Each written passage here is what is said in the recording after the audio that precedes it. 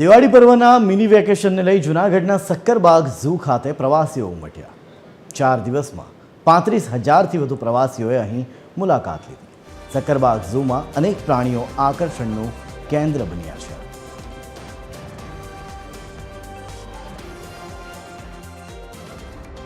જૂનાગઢમાં સક્કરબાગ પ્રાણી સંગ્રહાલયની મુલાકાતે આવ્યા હતા। ત્યાં અમને ઘણા બધા અવનવા પ્રાણીઓ પક્ષીઓ જોવા મળ્યા અને ખરેખર મુલાકાત લેવા જેવી છે અને બાળકો સાથે આ મિની વેકેશનની મજા માણવા જેવી છે।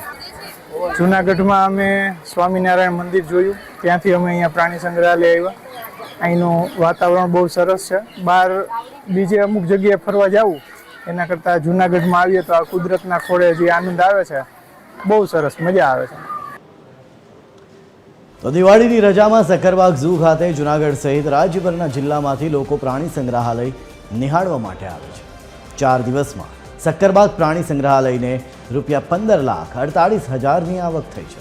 વેકેશનને ધ્યાનમાં લઈ પ્રાણી સંગ્રહાલયનો સમય સવારે 8 વાગ્યાથી સાંજે 5:30 વાગ્યા સુધી રહેશે।